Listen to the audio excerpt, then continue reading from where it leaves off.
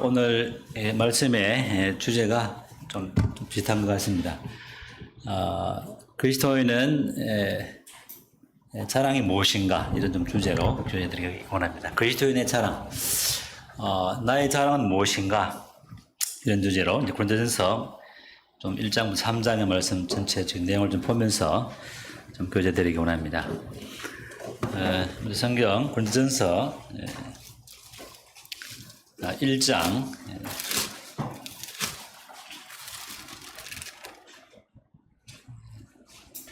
30절 고린도전서 1장 30절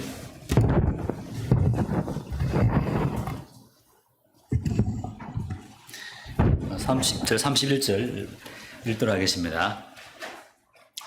너희는 하나님으로부터 나서 그리스도 예수 안에 있고 예수는 하나님으로부터 나와서 우리에게 지혜와 의로움과 거룩함과 구원함이 되셨으니 기록된 바 자랑하는 자는 주 안에서 자랑하라 함과 같게 하려 합니다. 이 성도의 자랑은 무엇인가?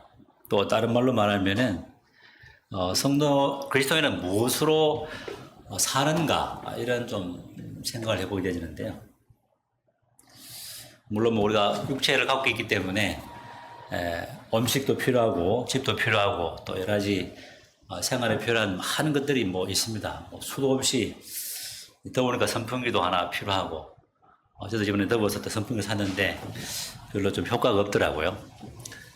여러 가지 필요가 있고 또 삶에 필요한 부분이 있지만은 우리 그리스도인의 가장 영적인 부분에 있어서 가장 필요한 것은 주님이죠. 오직 그리스도로 만족하고 그리스도로 말미암아 사는 이것이 그리스도인의 자랑이고 그리스도인의 사는 삶의 방식이고 그리스도만이 우리 삶의 참된 양식이고 참된 음료가 되는 우리가 나중에 또 고린도전서 12장 11장도 보게 되겠지만은 만찬 예배를 드릴 때 우리가 주님의 떡을 먹을 때 이 떡을 먹을 때 주님의 몸을 먹는 이와 같은 그런 행위가 되어지고 우리가 잔을 마시게 될 때 주님의 피를 마시는 주님의 주님을 먹고 또 주님의 그 음료를 주님의 피를 마시는 물론 직접적인 피와 살은 아니지만은 이와 같은 떡을 먹을 때 우리가 잔을 마시게 될 때 이와 같이 주님을 먹음같이 또 주님을 마심같이 또 우리가 말씀을 읽을 때에 또 주님과 사귐을 가지게 될 때에 주님을 얻으면서 누리는 것이죠. 얻으면서 주님의 말씀을 읽을 때 주님의 그 떡을 먹는 생명의 떡의 말씀을 먹는 처는 것이기 때문에 우리의 그리스도인은 정말 우리와 같은 주님만으로 주님이 나의 생명이 되시고 나의 모든 것이 되시는 이런 고백이 실제로 그리스도인의 삶의 고백이고 또 우리가 이와 같은 고백을 예배 드릴 때에 감동으로 드리게 되지고 우리 삶의 현장에서 이와 같은 주님의 이 놀라운 생명을 받은 자로서 그 생명을 합한 선한 일에 열심하는 친백성으로 우리 삶을 살아내게 될 때에 주님께서는 너무나 기뻐하시고 영광 받으시는 그러므로 이제 각각의 성도들의 삶과 또 성도들이 모인 이 교회를 통해서 영광 받으시는 그런 아름다운 오늘 찬양 드린 것처럼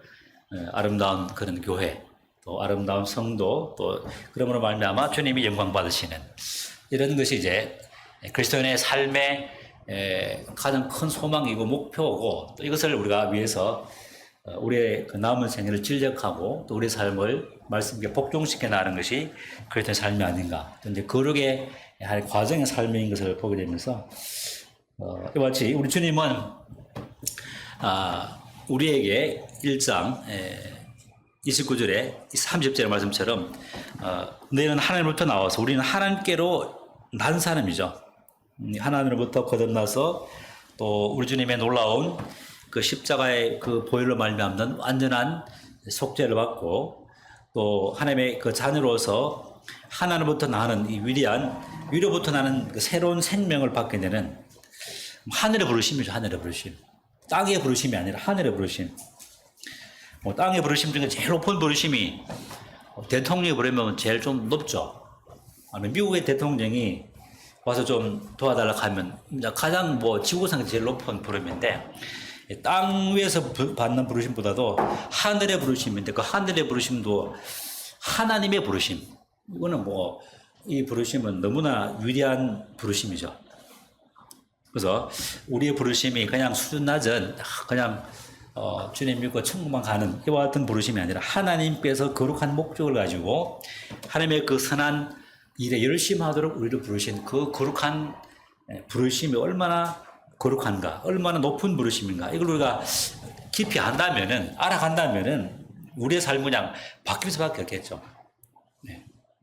어떤 그 특수부대 요원에게 누구를 이제 구출하라는 같은 이제 암호를 내리고 그 중에 군인 중에 군인, 특수부대 중에 특수부대, 우리나라 뭐 대표적으로 뭐 어디 있습니까? 뭐 UDT라든지 네이비실 뭐 이런 부대가 되겠죠.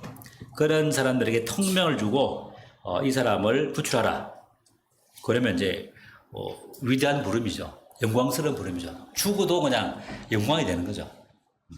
이와 같은 땅의 부르심과 세상의 부르심과는 비교할 수 없는 우리의 부르심은 하나님으로부터 나서 하나님의 부르심을 받은 것이 우리의 신분이다. 그렇기 때문에 우리를 부르시고 택하셔서 하늘에 속한 모든 신령한 복들을 우리에게 복 주시는 에베소서 말씀입니다. 하늘의 모든 신령한 복들로 우리에게 복을 주시는 이와 같은 부르심으로 우리를 부르셨고, 뿐만 아니라 예수 안에 있는 또 그리스도 예수 안에 있고, 우리는 하늘로부터 나와서 그리스도 예수 안에 있고, 그래서 항상 우리는 하나님으로부터 그리스도 안에서 보호함을 받고 하나님과 그리스도로 말미암는 풍성한 말씀의 사귐 가운데 살고 있는, 너무나 좋죠. 이거 말고 이것 외에는 우리가 더 바랄 것이 없는 것이죠. 어린아이가, 젖된 아이가 어머니 품에 있는 것 같이 그것보다 안전하고 더 기쁨이 되는, 이것만이 우리의 가장 행복이고, 이것이 그리스도인의 소망이고, 이것이 있을 때 우리는 세상에서 하느님께서 우리를 부르신 그 거룩한 부르심에 바로 응답할 수 있는, 이제 어떤 면에서 바로 순종할 수 있는, 올바르게 이렇게 순종할 수 있는 그런 힘이 사랑받는 거죠. 많은 사람들이 이제 자살을 많이 하지만은 청소년들이 자살을 가장 OECD 중에 우리나라가 제일 많다고 합니다. 왜 그러냐면은 한 사람만이라도 나에게 관심을 가지는 사람이 있었다면은 그런 위험한 죽음을 택하지 않았을 텐데, 한 사람이 나에게 사랑을 나타내지 못했던, 관심을 나타내지 못함으로 말미암는 이와 같은 극단적인 선택들, 그러나 하나님께서는 우리를 이와 같이 그리스도 안에서 우리를 사랑하시고 위하시는 이 사랑이 우리로 하여금 행복하게 하고 기쁘게 하고, 또 세상에 많은 사람들이 그리스도인이라고 배척하고, 또 지금 배도의 물결이 급속도로 퍼지고 있고, 그리스도인이라 그러면은 그냥 함께하지 못할 종류의 사람, 이런 지금 시대에 살아가고 있습니다. 점점 그런 시대에 살아가고 있는데, 그럴지라도 우리는 주님의 사랑 안에 있다면 주님의 사랑 한 번만으로 우리는 만족할 수 있는, 이것이 우리가 그리스도 안에 있는 복이고 하나님의 그 위대한 부르심으로 부르심받은, 그러므로 실제로 그리스도인은 이와 같은 고난을 위해서 우리를 부르심받았죠. 고난이 없다면 실제로 그리스도인이 과연 그리스도인인가? 고난을 위해서 우리는 부르심을 받았습니다. 물론 이 고난 뒤에는 영광이 있죠. 고난에 합당한 영광을 우리는 바라보고 있기 때문에 고난으로 생각하지 않고 고난을 영광으로, 기쁨으로 여길 수 있는 이유가 고난 뒤에 영광이 있기 때문에, 십자가 뒤에 영광이 있기 때문에 이와 같은 이제 고난도 행복한 거죠. 대통령이 특별 임무를 주어지고 업무를 완수하라 그러면은 어떤 가장 탁월하고 뛰어나기 때문에, 믿을 만하기 때문에, 신뢰할 만한 사람이기 때문에 이와 같은 임무를 맡기기 때문에 우리가 이와 같은 고난에 함께 동참한다는 것은, 십자가에 함께 고난에 동참한다는 것은 위대한, 이거는 돈으로 살 수 없는, 어쩌면 돈을 주고 사야 됩니다. 일부러 그냥 저는 예수님 이 십자가의 고난에 들어가겠습니다, 이렇게 하는 것이 실제로 복이죠. 이제 그런데 쉽지는 않지만은 실제로 그렇게 비유한다면 그런데 비유를 들 수 있다는 것입니다. 그래서 우리가 삶 가운데 주님을 위해서 스스로 십자가의 고난을 지는, 또 선을 위해서 온전히 주님과 함께 인내하고 또 주님의 말씀을 따라 순종함으로 그리스도를 이 땅에서 나타내는 이런 부르심으로 우리를 이제 부르셨는데, 그래서 이와 같이 그리스도 예수 안에 있고 우리는 예수는 하늘부터 나와서 우리에게, 또 예수님은 하나님부터 나와서 우리도 하나님께서 나왔고 예수님도 하나님께서 나오는 이와 같은 이제 놀라운 이제 말씀을 하고 있는데, 그래서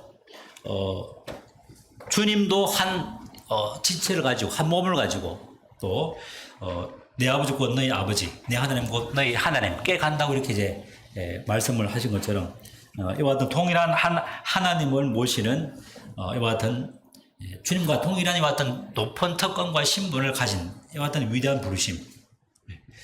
하나님이 나의 하나님 되고 예수님의 하나님도 예수님의 아버지가 되고, 놀라운 거죠.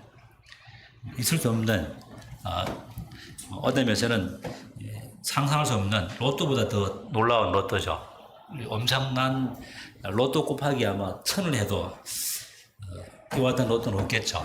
믿었다는 것은 이만큼 우리가 복을 받았다는 이와 같은 것을 보게 되면서 우리의 받은 이 부르심과 복이 또 주님 안에 있다는 것이 얼마나 위대한 것인가. 그래서 이제 주님께서는 예수는 하늘부터 나와서 우리에게 어떤 것이 되셨느냐, 지혜가 되셨고 의로움이 되시고 거룩함과 구원함이 되셨다.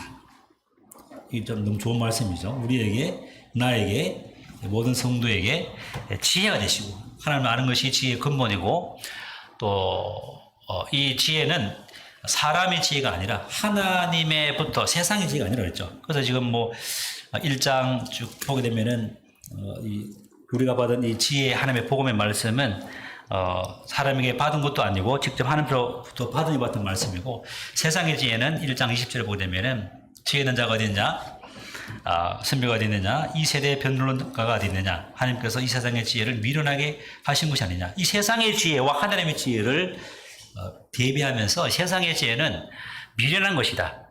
세상의 지혜는 미련케 하죠. 세상에서 똑똑하게 자기를 사랑하는 사람들은 결코 하나님을 알 수 없죠.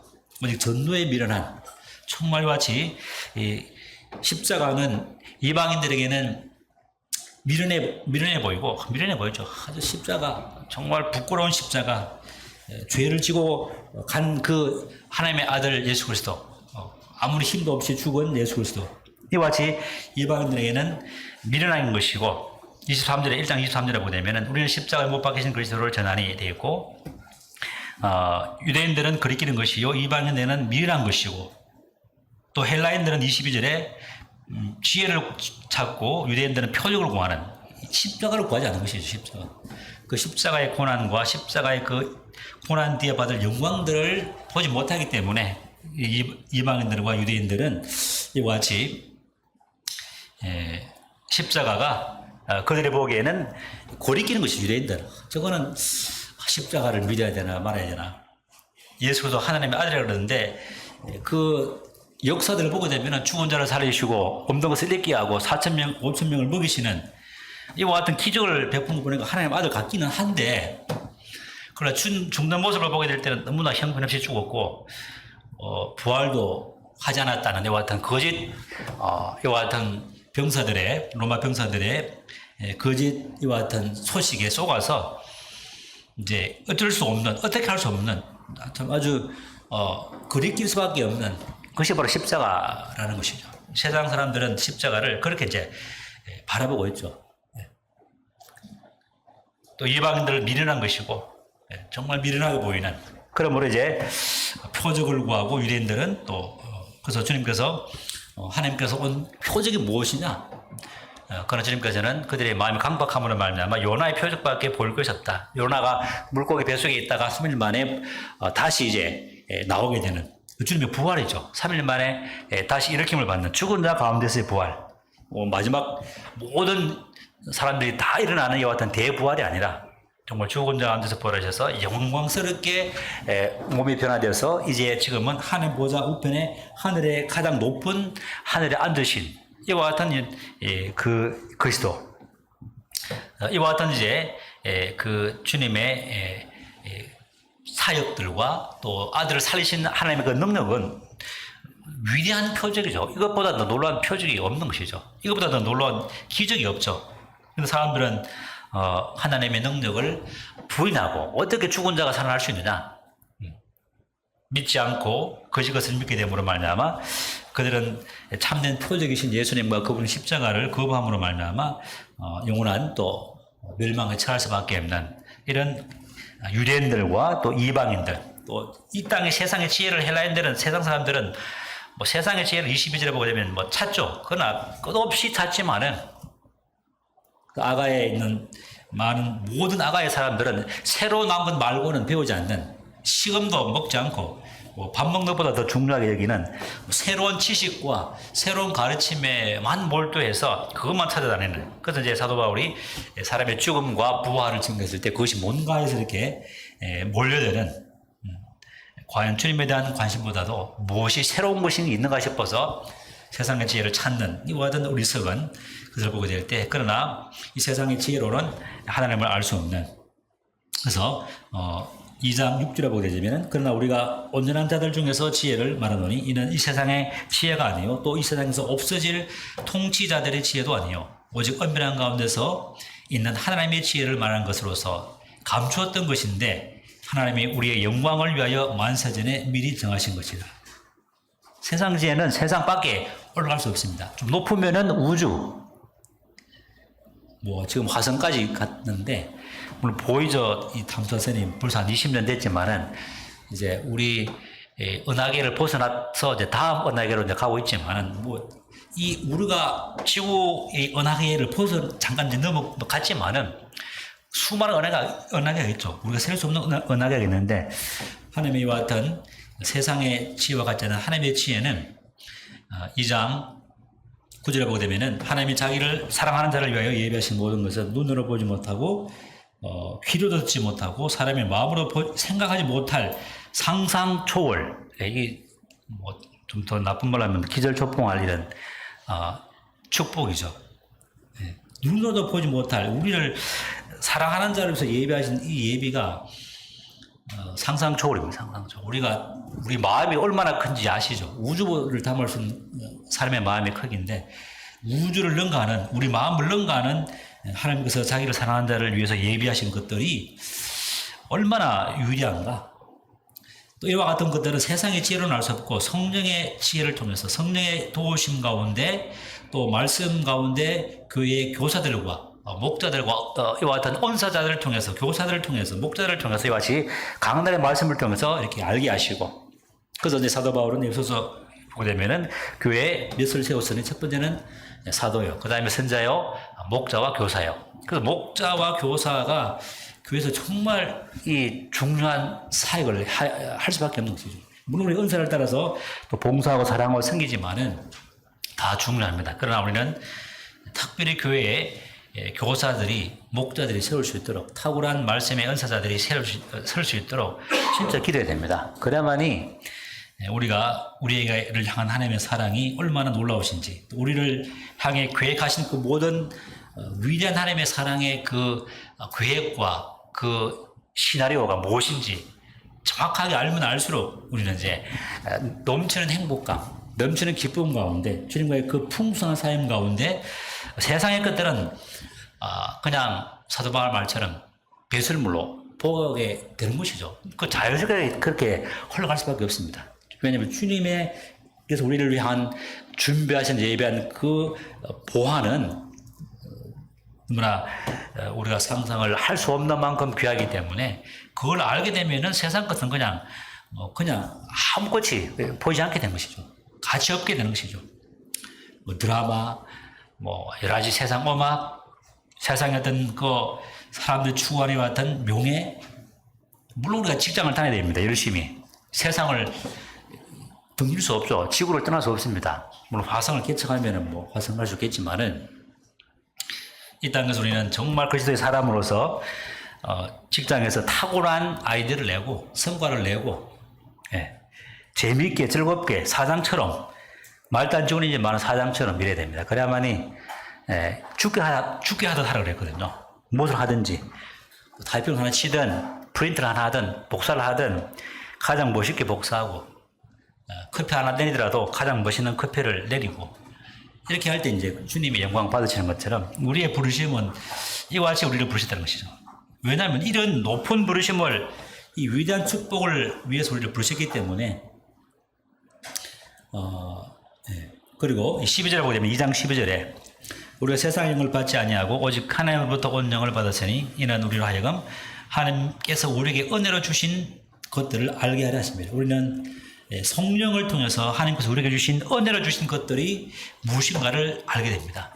성령께서 우리의 마음을 감동시키시고 말씀을 통해서 조명받으실 때 또 큐티를 통해서 개인적인 말씀 연구를 통해서 또 먼저 탁월한 곳에 은사가 있는 모임의 형제들을 통해서 우리가 뭐 성도 집회를 하는 이유가 그런 이유죠. 성도 집회를 하는 이유가 그렇습니다. 성도 집회를 통해서 그 교사를 통해서 주님께서 허락하신 그 놀라운 하나님의 계획들, 축복들, 또 하나님의 진리의 그러한 포럼들 이런 것들을 교사를 통해서 모든 교회들에게 이렇게 전파하고 양육하는 그것을 이제 들은 또 그것을 이렇게 경험한 또 교회 일꾼들이 또 이제 믿은 지 얼마 안 되었던 성도들을 또 양육하고 가르치고 그렇게 하는 것이죠. 그래서 신실한 자들에게 가르치고 또 신실한 자는 또 다른 신실한 자들에게 이렇게 가르치는 그래서 이 진리들이 이렇게 계속 유전되어지도록 이것이 바로 주님께서 교회를 든든히 세우는 하나의 그런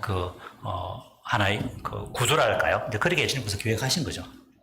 그래서 저는 교회는 이와 같은 말씀들이 풍성할 수 있도록 기도하는 것이 정말 중요한 것을 이제 보게 됐습니다. 그래서 주님께서는 우리에게 세상 지혜가 아니라 하나님의 지혜를 주셨고 성령을 통해서 우리에게 주신 이 위대한 축복들이 무엇인가를 알아가기를 그러므로 이 고린도 성도들이 이 성도들이 봤던 연약한 이 모습이 아니라 믿었지만은 여전히 이제 세상 사람들도 짓지 않는 이와 같은 죄, 자기 어머니의 그 첩을 취하는 아들이 취하는 이와 같은 죄, 이거는 뭐 세상 사람도 그렇게 안 하죠.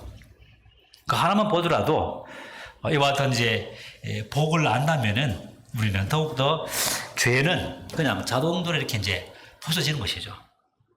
그래서 주님께서는 우리에게 지혜가 되신다. 모든 주님은 우리에게 지혜가 되시고, 그래서 우리는 힘써 여호와를 하나님을 아는 것. 뭐 우리 대학생들 요즘 공부하느라 바쁘고 취업도 해야 되고 또 직장인들 할 것이 많습니다. 쏟아지는 뭐 업무량 때문에 뭐 정신이 없고 또 집에 오면 또 이렇게 집일도 필요하면 또 도와야 되고 교회 가면 교회일도 많고 웜이 하여튼 뭐 10개라도 모자라는데 그래도 우리의 지혜가 되시는 우리의 지식이 되시고 우리의 명철이 되시고 우리에게 모든 이 지혜를 통해서 주님의 주신 그 지혜를 알므로 누림으로는 더욱더 지혜롭게 모든 가정일이든 개인일이든 직장일이든 또 교회일이든 잘 할 수 있는 것이죠. 지혜롭게 효과적으로 시간을 잘 배분해서 주님과의 사귐을 통해서 이제 에너지를 얻는 것이죠. 주님과의 사귐이 없으면 우리는 배터리가 방전되면 차가 못 갑니다. 우리는 이와 같은 주님과의 끊임없는 주님 안에서 지혜와 지식과 명체를 통해서 에너지를 공급받고 그래서 이제 하나님의 지혜와 함께 의로움, 주님의 의로움 같이 동일한 그 내가 의를 받았다는 하나님의 의를 기쁨으로 받아 누리는 점도 없고 홈도 없이 정말 흰털같이 내가 의롭게 되었다는 이와 같은 온전한 믿음이 우리를 거룩한 삶으로 이끌거든요. 내가 구원받았는지 안 받았는지 잘 모르겠어. 이러면은 거룩이 안 나옵니다, 절대. 내가 확실하게 주님의 그리스도의 보혈의 피로 하나님의 자녀가 되었다는 이 확고한 말씀을 붙잡게 될 때, 또 주님과 동일한 이 천국은 하나님 나라에는 우리처럼 하나도 있으면 못 가죠. 온전히 그렇게야만 하나를 갈 수 있는 것처럼 우리는 이것처럼 우리의 겉이든 속이든 다 깨끗하게 되었죠. 제자들은 주님께서 말씀하시는 너희는 이미 깨끗하였으니 손과 발만 씻으면 된다고 그랬죠. 우리는 이미 깨끗하게 됐습니다. 겉이든 속이든 그냥 단지 그 어떤 짐승의 피만 바르져서 그냥 죄는 우리 마음속에 있지만은 그냥 피로 내 죄가 가려진 이런 상태가 아니라 겉과 속이 온전히 깨끗해진 이와 같은 하나님의 그리스도의 의를 받아 누리는 이와 같은 확고한 믿음이 있을 때 우리는 확고한 이 지식 가운데 있을 때 이 거룩은 확보되어지고 성결한 삶을 그때부터 시작할 수 있다는 것이죠. 또 의로움과 거룩함이 되었다. 우리 주님은 우리 삶 가운데 계속 거룩을 이루어 나가도록 주시는 힘이죠. 우리 주님만이 우리의 삶 가운데 거룩을 이루어 나가도록 하는 유일한 힘이라는 것입니다. 그래서 우리 주님과 사귀는 것, 우리의 사귐은 하나님과 그 아들 예수 그리스도와 함께 하는 것이라 이렇게 에베소서에서 말씀하고 있고 이 고린도전서에도 이와 같은 말씀을 하고 있습니다. 그래서 이와 같은 주님과의 사귐을 통해서 계속 삶 가운데 거룩함을 이렇게 이루어 나가는 주님 오실 때까지 이 거룩을 이루어 나가야 되겠죠.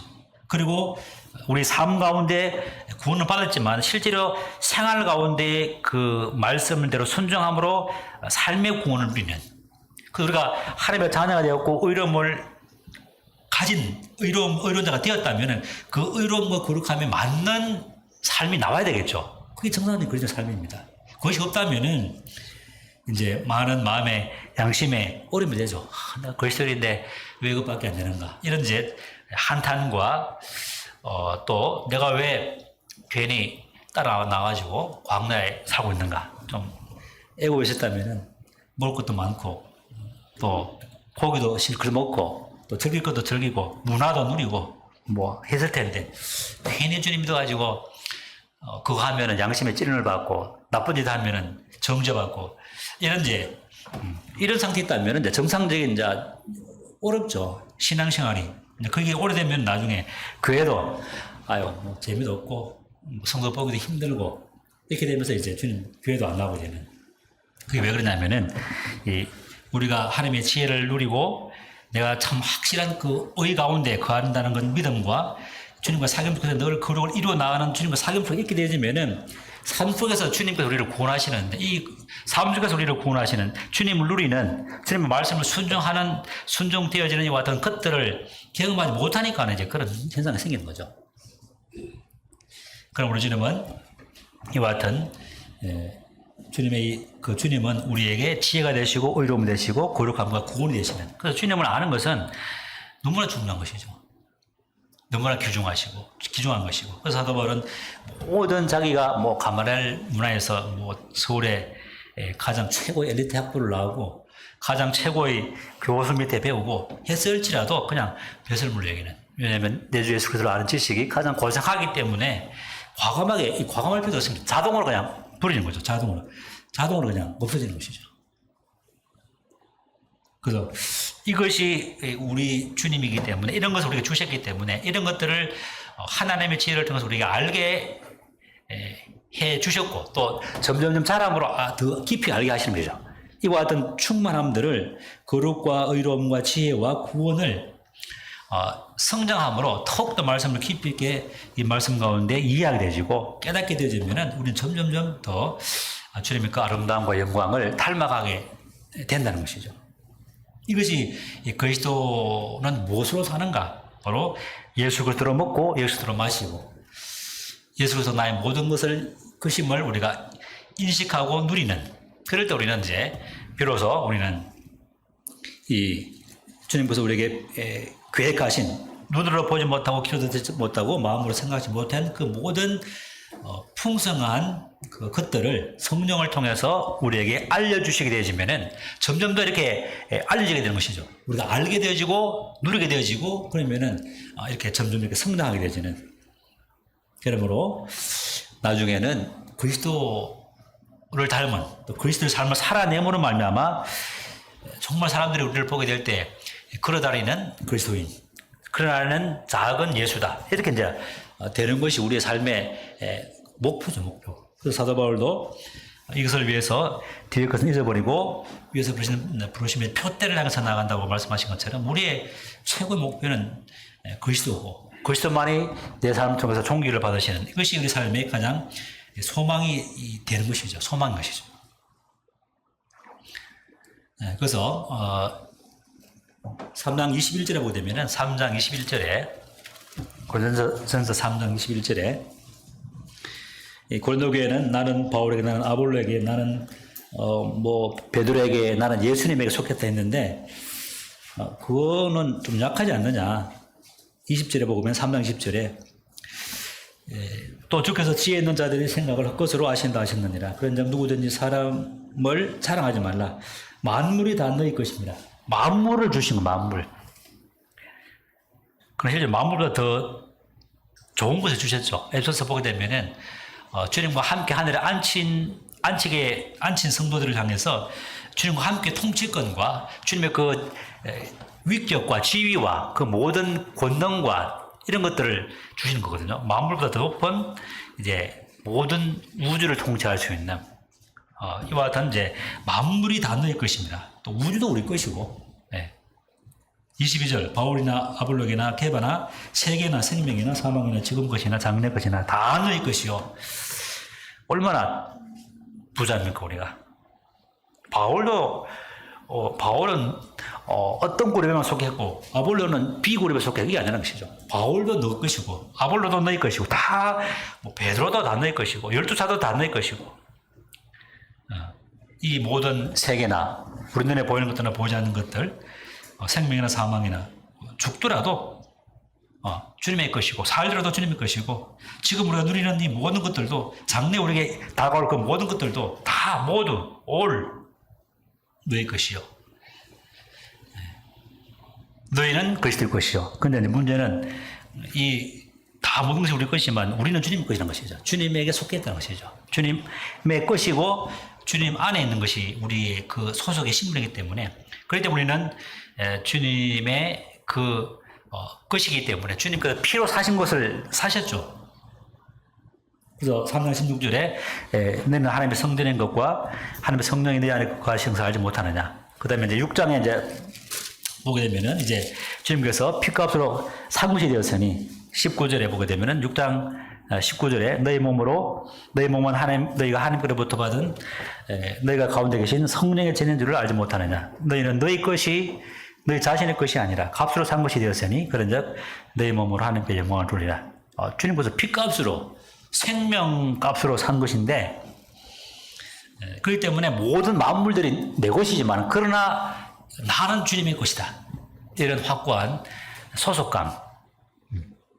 세상에 속한 것이 아니라 우리의 소속은 하늘에 있는 소속감, 하나님의 가족, 하나님의 자녀로서 이 소속감에 대한 확실한 이 로얄 패밀리. 우리 실제로 로얄 패밀리입니다. 조폭들의 로얄 패밀리가 아니라 하나님의 거룩한 로얄 패밀리. 유대인들은 여전히 주님을 부인하기 때문에 물론 이제 환란기에 도착하게 되면은 12만 4천 명이 유대인들이 주님을 믿고 이제 그들이 세상에 복음을 전하게 되겠지만은 그들과는 또 우리 그리스도인들은 주님을 믿는 그리스도인은 또 그 복이 틀리죠. 우리는 정말 로얄 패밀리, 주님 안에 있는 성도들은 하나님의 온전한 그 로얄 패밀리로서 온전한 복을 누린다는 것이죠. 그리고 그리스도는 하나님의 것이라. 그래서 이제 고린도서 11장에 보게 되면은 만찬 예배를 통해서 또 너를 통해서 여자의 머리는 남자요, 남자의 머리는 그리스도요, 그리스도의 머리는 하나님이시라. 그래서 교회는 바로 창조의 질서가 회복되지는 세상의 어떤 그런 가치관과 세상의 가르침이 가르치는 원리가 적용되는 것이 아니라 하나님의 통치권. 이게 교회는 왕국입니다. 왕국.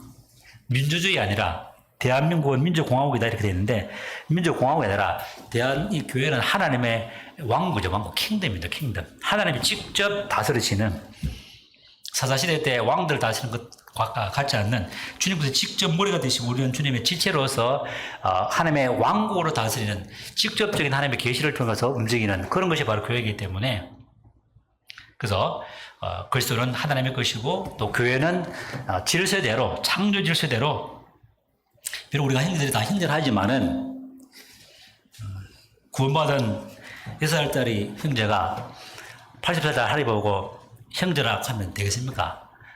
그건 좀 그렇죠.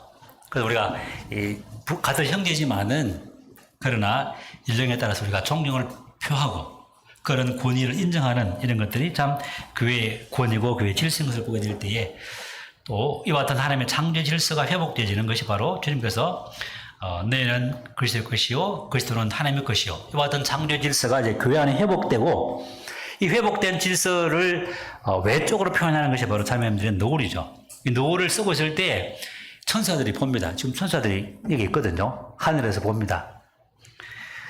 이제 물론 타락한 천사는 아니죠. 타락하지 않고 이제 타락하지 않은 천사들이 교회에 이 자매들 노을을 쓰고 있는 이 모습을 보면서 또 만찬 속에 만찬을 드릴 때에 이 주님의 이 죽으심의 가치가 무엇인가? 그래서 우리가 이 만찬을 드릴 때도 이 만찬의 가치를 진정 아는 것이 깊이 아는 게 필요하죠. 고린도서 11장을 보게 되면은 주님의 이 죽으심을 오실 때까지 지나는 것이다. 이 떡을 먹으면 이 잔을 마실 때마다 나를 기념하라, 기억하라 그랬거든요. 주님의 죽으심이 왜 죽었는가? 그 주님이 왜 육신을 입고 오셨는가? 왜 부활하셨는가? 왜 구원을 받으셨는가? 이에 대한 진정한 가치를 알고 그 가치를 걸맞는 경배를 드리는 것. 이것이 진정한 어떤 면에서 정말 하나님을 주님을 기쁘시게 하는 그런 경배의 예배라는 것이죠. 그래서 만약에 이 주님의 떡과 잔을 가치 없게 먹는다면 이 가치 없게 먹는다는 것은 뭐냐면 주님의 떡과 잔의 그 가치와 의미와 그 영광들을 별로 그런가 보다 하고 이렇게 먹는 것은 안 된다는 것이죠. 아무 생각 없이 졸다가 떡 먹는 것, 졸다가 엉뚱한 생각하다가 잠 마시는 것, 이건 정말 주님의 몸과 떡과 잔을 대할 때 엄청난 문제가 생기는 거죠. 왜? 그런 문제는 사망까지 이를 수 있는 심각한 하나님의 심판이 임할 수 있는 것이죠. 그래서 떡을 뗄 때는 이 떡은 주님께서 사도 바울을 통해서 계시를 통해서 만찬을 허락하셨는데 고린도서 11장인데 이 계시를 통해서 이 떡을 이 만찬 예배를 제정하셨는데 이 만찬 예배를 우리가 가치 없게 대한다면은 주님의 십자가의 그 죽으심과 사역의 가치를 평가절하하고 그 공로에 대해서 정확하게 알지 못하고 아무 생각 없이 그냥 믿었기 때문에 그냥 생각 없이 뗀다. 이거는 이제 어려움이 되겠죠.